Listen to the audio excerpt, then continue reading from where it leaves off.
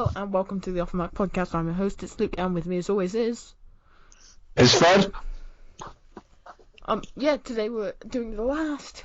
Finally, we finished The Mandalorian Season 2. Woo! Oh, thank goodness. Maybe we'll go back and review Season 1 if I fancy torturing myself. No,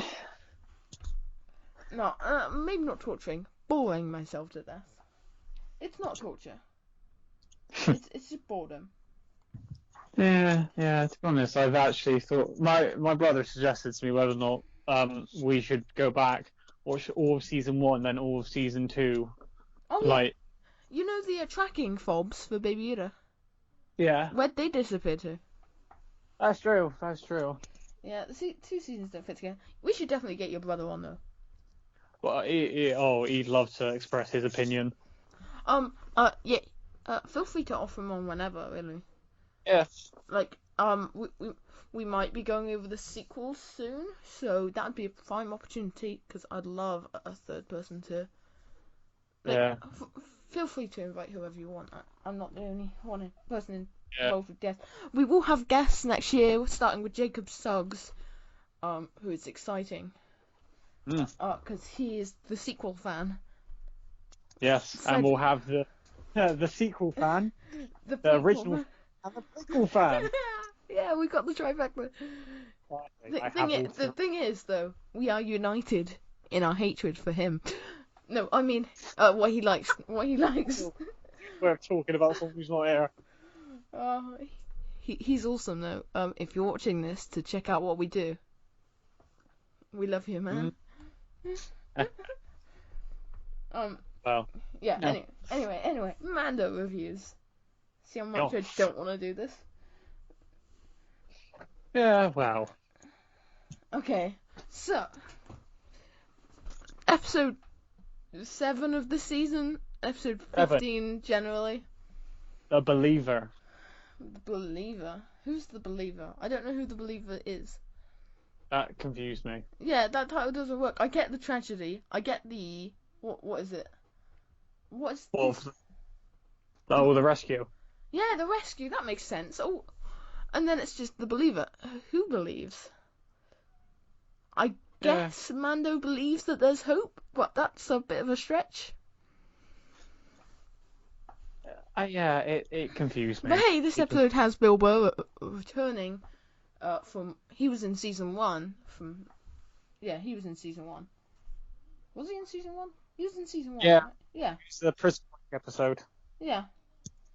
So we'll be blanking. So yeah. We've got Bill Burr returning from that episode, and we have pretty much everyone in this episode, right? We have the squad, or the pre-squad. So we've got Gina Carano. I never remember her name. The Marshal. Oh, what? Cara Dune. Yeah, Cara Dune. We've got black guy with mustache. We've got Boba. We've got Fennec. And we've got Din. Which is, almost 2/3 of the squad. So, in this episode, we have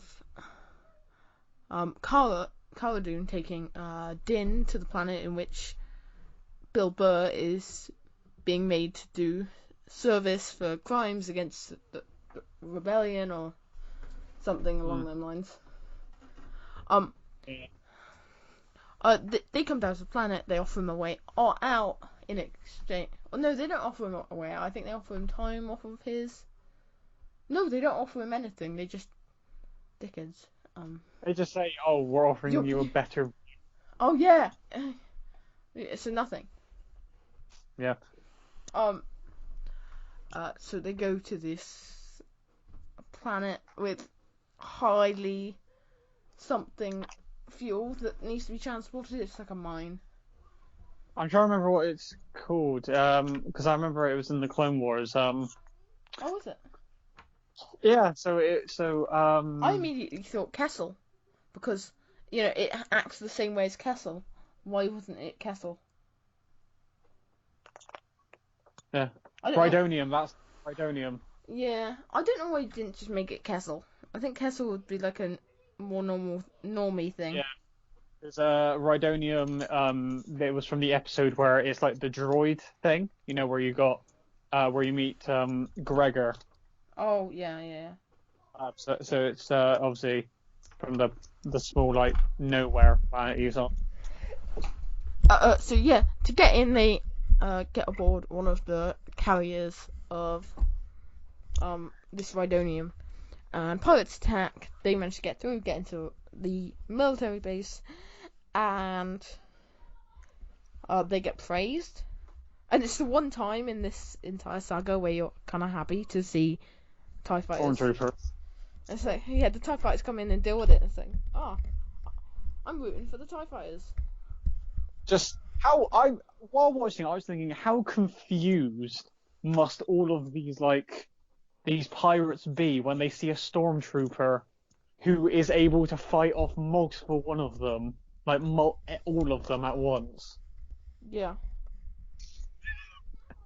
Probably the funniest thing I've actually ever seen. Just like they're probably just thinking, we've taken on many stormtroopers. They're all weak compared to us. Takes on one guy. How is he doing this? Is he a stormtrooper or not? Yeah, and then they have to find Gideon's small shuttle freighter thing. Cruiser. Yes, words. Cruiser. Thank you. Yes. And so, do you want to keep talking about this episode? Yeah. So obviously they go in, and obviously Mando's like, yeah. So do you want to go? You can go and do the console. When is it Mayfell? Mayfell, yeah. So when Mayfell goes in, realizes that a Imperial that he used to serve under is in the canteen. He realizes he can't go in, so Mando then says, "I'll do it." Goes in, Mask goes off. to, he takes off his helmet, his trooper helmet, revealing his face. That commander comes over, asks him about stuff. It's been really, really weird and just really, really unnerving. Yeah, it's very awkward, and eventually, Bill Burr pulls the trigger. Yeah, obviously he does a few. He pulls the trigger on him after mentioning something really interesting, which is Operation Cinder, which was, if anyone who is listening to this has played Star Wars Battlefront 2, the campaign, then you'll know what that is. Yeah, and he kills him. Stormtroopers walk in, each get killed, and then no one except Bill Burr saw Mando's face. Yep. Even though stormtroopers just need to shoot. Just shoot. Like that one episode where Boba is a one shot and they're running up to him. Bill Burr's a one shot. Mando in this episode spends the whole episode a one shot. Just, I don't get it. I don't buy this show, and they make stormtroopers look worse than stormtroopers are in the sequels. I remember when stormtroopers were scary. Not anymore. Well, I'm not gonna lie. If you look back on what stormtroopers were like in the originals, it's kind of, No, but stormtroopers were at least competent, and they were scary. Like, you would run away from a stormtrooper. You wouldn't just take their shots and stuff. Beskar is the worst thing to happen to Star Wars since the sequels. It's it's an unbreakable material that I don't even know how they actually melt it down, to be honest. No, it's because a saber can't cut it. So it's whatever it is that melts it. It has the power to destroy everything. But Beskar's not relevant to this episode, so they get the information, shoot, get away. Bill Burr gets let free. Yeah, here's the interesting thing. They bring back one of like the things that I think a lot of people did like about Slave One from the prequels, and that was obviously the the sound, the sound bomb from Oh Slave yeah, 1. the ion cannon, right? Is it called Uh, the ion cannon? I think obviously it's like a bomb. It just drops. Yeah, it's But not. I don't know. But obviously that thing like emits like probably one of the coolest sounds. Oh no, it's not an ion cannon. Yeah, yeah, I know. Yeah, it's like, it's fine. I'm not even gonna. I was about to talk about holder maneuver, but we'll try not to get sidetracked. Anyway, Yes. Bilbo gets let go. Yep. Uh, show over. Episode over. Show over, not yet. Oh, Oh, and then there hopefully was soon. the threat. Oh, it was a really fun thing where Mando taps to Gideon and goes, "Oh, oh." It's the same line as from the finale of last season. You have something I want. You may think you know what it is, but you have no idea. Yeah. Something like that. Shame that gets thrown out the window next episode. Anyway, on next episode, everyone's favorite. Oh yeah, Which what did you is think of that episode? Episode 15. what Believer or The Rescue? Believer. Believer. I kind of feel like it was not like as good as 6. I feel like 6 was definitely better. I think the only things that kind of caught my eye were just the whole like Boba shifting up his armor, and then just the whole like climatic thing at the end where the depth charge just gets dropped. That's mostly just like that. Yeah. Not really anything else. Though I think this episode was just cleaner than the episode before. I don't think episode 6 was written very well. I don't think it's very like tightly written. This is slightly better. Like the stupid stuff in episode 6 is endless. But in this, I just think this episode is a little bit cleaner, a little bit nicer, a little bit more pleasant to watch.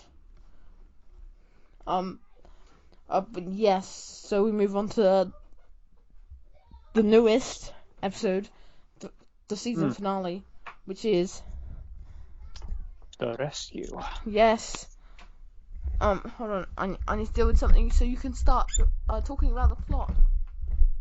Alright, so opening scene is of Slave 1 going after an Imperial shutter where the Doctor from the first season is being escorted to some place, and in a last-ditch attempt to try and help himself, one of the officers starts running his mouth to Cara Dune about Alderaan, and just literally gets a blaster bolt to his face, which I thought, this guy is really annoying me. So yeah, and after that happens, we then see both Boba and Mando enter a bar where they meet Bo-Katan and the character, like the female Mandalorian who is with Bo-Katan, her name I forget. Played by Sasha Banks. Yeah. I don't think your character has a name. No, I think she does have a name, but I can't remember what it was. Yeah, maybe, but she's not that relevant. So.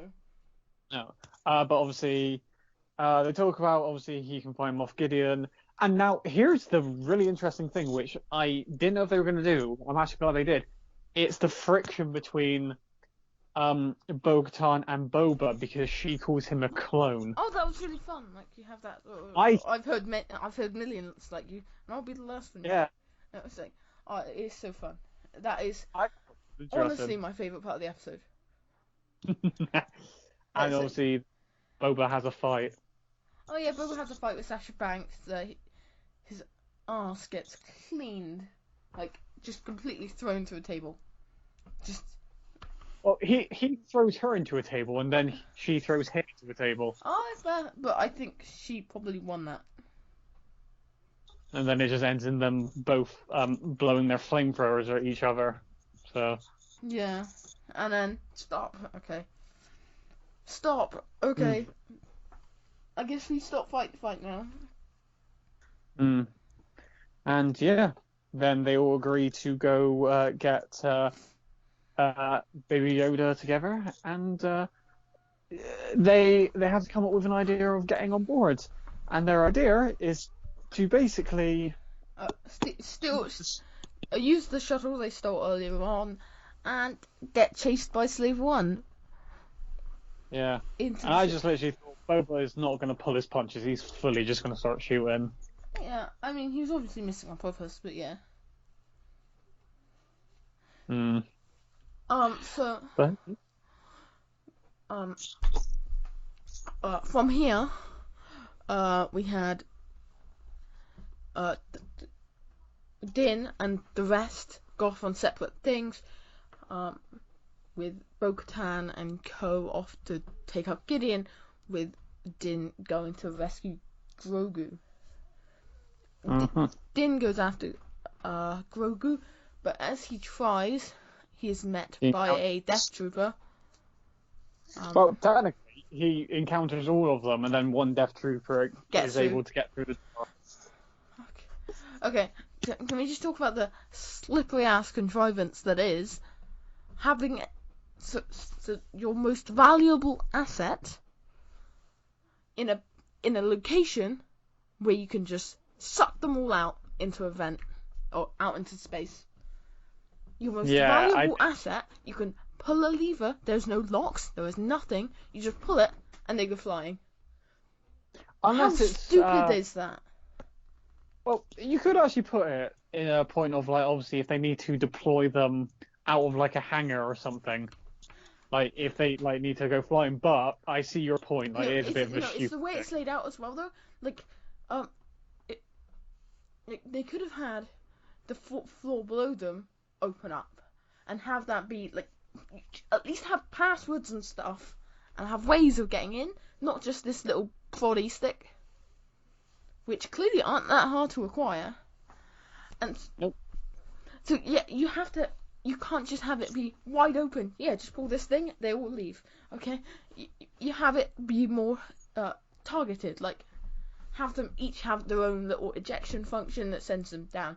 I understand it being on the bottom because obviously in last episode they were sent, or the episode before, they were sent down to a planet, get Grogu, go back up. And that would probably be something you do quite a lot. Like, obviously not with Grogu specifically, but you do something like that a lot. But yeah, that was just stupid. So the Death Trooper bites Din, punches his head, and his head just ends up planting into the wall. Actually, Beskar. Here's the interesting thing.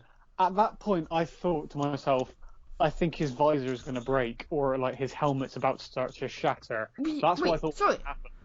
Wait, you know the black part of Mandalorian armor? Yeah. Is that not glass or something? Because that didn't break. Yeah, no, that is another thing. I would have thought that would have broken because I think that it's actually. I'm trying to think. So it's obviously not Beskar.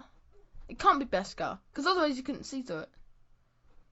Well, here's the thing, because aren't like a lot of the eye bits on like helmets, they're like for clone trooper helmets or stormtrooper helmets, and for like Mandalorian helmets, like normally all the same, made out of the same stuff. So I don't know. Yeah, but otherwise you can't see, and it is obvious that it is a visor. It's not like a screen he can see. It's not something where he looks around and it shows him. Because he doesn't use his peripheral vision when his mask is off, and he would if it were like a screen inside. So he has to turn to look around.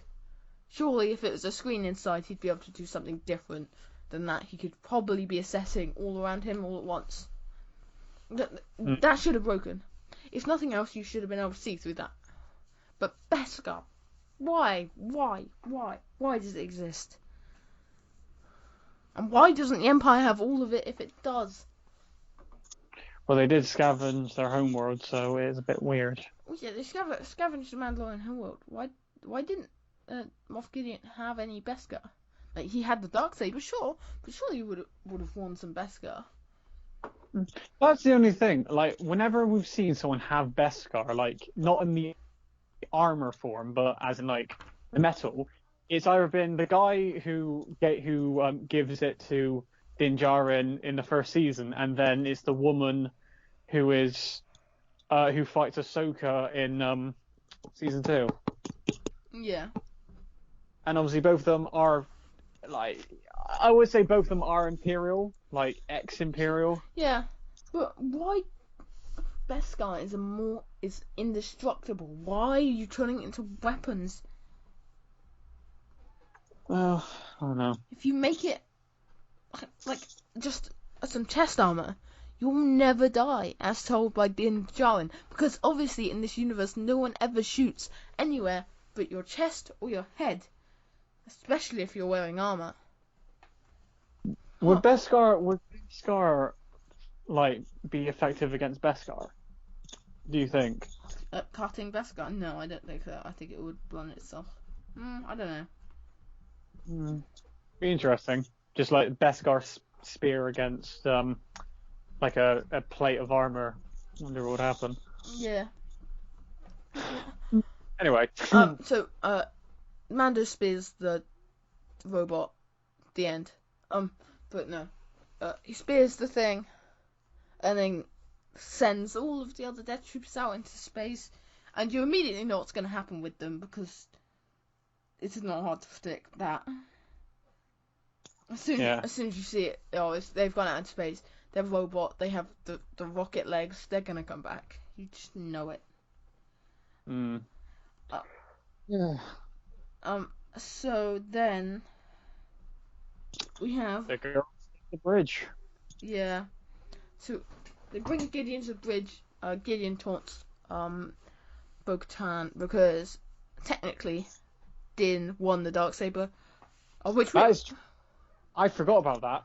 Which pretty much confirms Bo-Katan will be a leading character in next season of Mandalorian. But will she be a friend or will she be a foe? Yeah. I mean, in Rebels, she let Sabine hand her the Darksaber. Yeah. Which makes this whole thing stupid.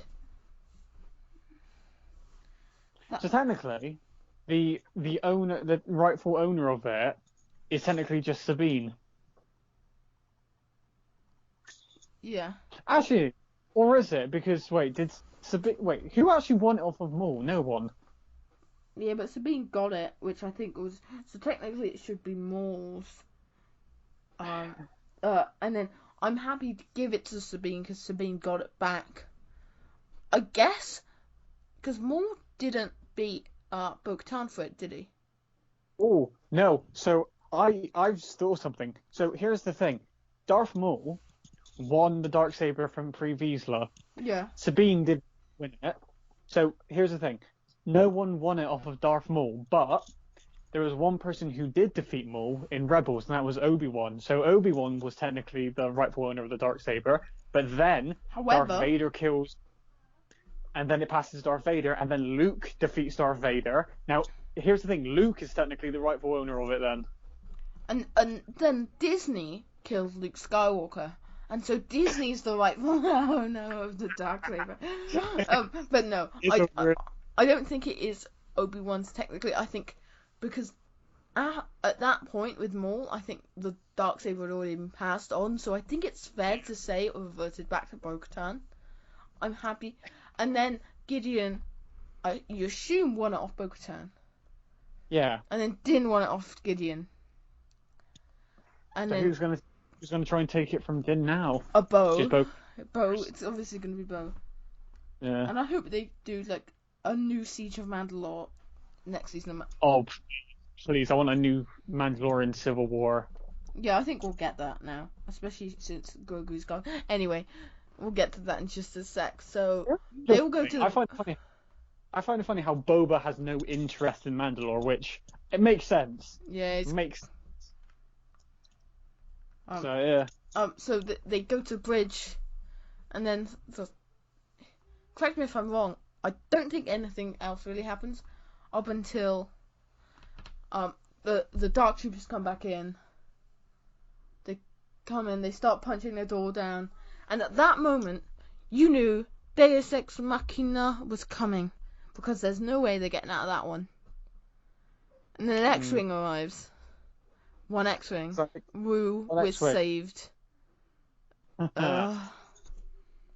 And then black cloaked character walks through, starts killing them with a lightsaber. We don't know the color of the lightsaber yet. Then it reveals to us that it's green, and you see the lightsaber and you know it's Luke's.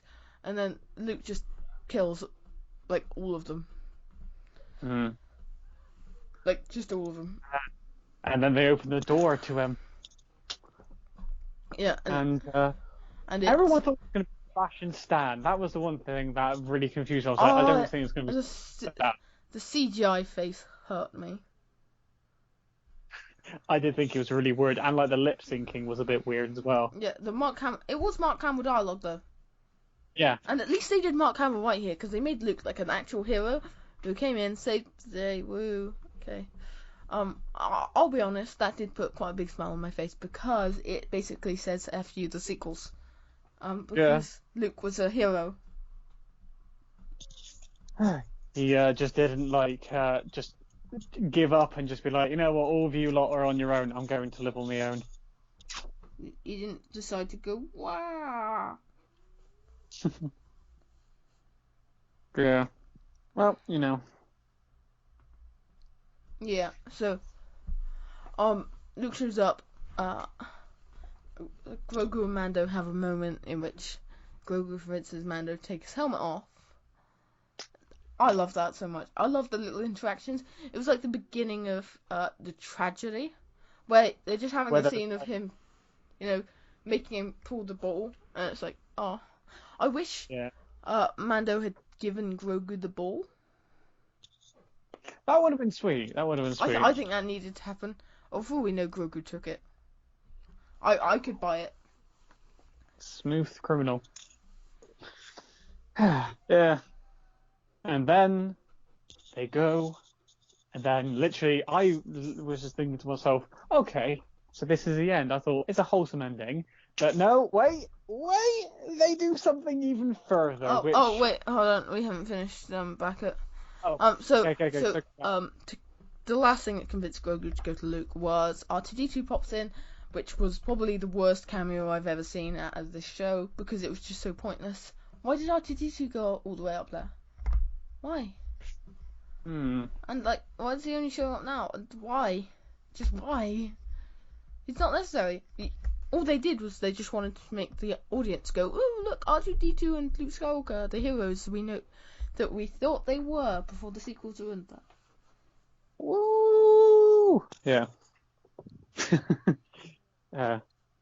Guarantee everyone was just thinking like, "Wow, this is probably the best thing we've ever seen." When is it? No, this is Luke being Luke. That was all. We didn't see anything. It wasn't anything special. But after TLJ, people just started thinking it was special, because we didn't get to see that with Disney. Disney hasn't given us any good Luke Skywalker stuff up until now. Yeah. Because Luke Skywalker's just been a whiny asshole in all of the sequel trilogy films. But yeah, and then he takes Grogu away, to be continued. I have theories and stuff, but we'll talk about the post-credit scene. You can talk about the post-credit scene. Alright, so post-credit scene takes us back to the land of sand, where the meme started. I don't like sand. So Tatooine, and we go to Jabba's palace, where I'm trying to remember what the name of his last name is, but it's Biff something. Like the Twi'lek, like the type of Twi'lek who. I'm trying to think. Yeah. Who served Jabba. And here's the thing: I think a lot of people thought he was dead because obviously he was on the sand barge. He wasn't on the sail barge though, was he? People No, he assumed he wasn't. was. But yeah, so we find him like he's ruling Jabba's palace. He's gotten bigger, he's fatter, which is interesting. And Gamorrean guards are basically getting killed left and right by Fennec. And then the man himself. Bib Fortuna. That's his name, Bib Who Fortuna. got proper fat. Yeah. And the man himself, Boba, comes walking down the stairs. Bib tries talking to him. Boba doesn't say anything, just shoots him, knocks him out of the chair, and just sits down in the chair, literally claiming that the palace is now his, and the text saying, "The Book of Boba Fett, coming December 2021." Now, I'm excited for Boba Fett. If they can do something different than Mandalorian, I'll be happy. But if they try and redo things, so the thing is, I think this works with the way Mandalorian's going. If we're doing Mandalorian Civil War, yeah, and then we do it, and then Boba Fett becomes our bounty hunter show. I'm all for it. Yeah. So here's an interesting thing that I've noticed. So some people think that the Mandalorian is now going to be shifting from focused on Din Djarin to Boba. Well, it's obviously not, though, is it? No, it's not. Those people are just those who don't like the actor who plays Din. I like Pedro Pascal. He's alright. I love the guy. He's awesome. Yeah, but another thing that someone said, which is interesting, is apparently they think that we're going to be skipping Mandalorian next year for just Boba. Well, no, we already know that like halfway through filming Mando season 3. Yeah. These are facts. Like there was no way about it. Pedro Pascal has been filming more Mandalorian. And also he's going to be starring in other Star Wars shows. So if he shows up in Boba, that'll be cool. Yeah. He's showing up in Ahsoka, that'll be cool. Oh yeah. So do you want me to come at you with the greatest Star Wars theory that makes everyone happy except Jacob Suggs? So go on then. Okay. So this is quite long-winded, but I was thinking about it earlier, and I have a rough kind of theory. So what we saw in the sequels was an unaltered timeline. What we're gonna see is the oh my god, words, is the consequences of what Ezra did in the World Between Worlds in an Ahsoka Lives timeline. Ahsoka is alive, which means Bo-Katan cannot send Din to Ahsoka, and this is what happened in the sequels timeline. Ahsoka's dead. Ahsoka died ages ago. And she couldn't send Din to Titan, and Grogu is dead along with Din. They're both dead, buried in sequels timeline. But because Ezra messed with the timeline, saved Ahsoka, Ahsoka was there and kept Grogu alive.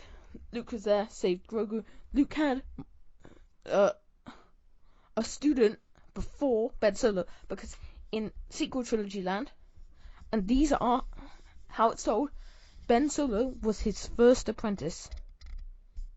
It was Luke's first apprentice, and he built a school from, training. He trained Ben Solo, and the school kind of came from that. He trained one, he started training more. But now the school started earlier. The school started only 5 years after Return of the Jedi. Which means Ben Solo hasn't been born. The thing is now, we've got a clean slate to go forward, and it's clear that in the Ahsoka show they're going to be dealing with the World Between Worlds, because if you look at the art for the Ahsoka show, look at what's behind it. These are symbols of the Worlds Between Worlds, or the space between spaces. I think it's the World Between Worlds, though. Yeah, it's the World Between Worlds. So they're obviously going to be dealing with that, and if we find out that this whole universe and what we're seeing going forward is not what we got in the sequel trilogy, or the Disney fanfiction trilogy, as some call it, then this is awesome, and it's a good way of retconning it. It's just another timeline. So the sequels are the if Rebels didn't happen timeline, and because also the sequels never mention the prequels.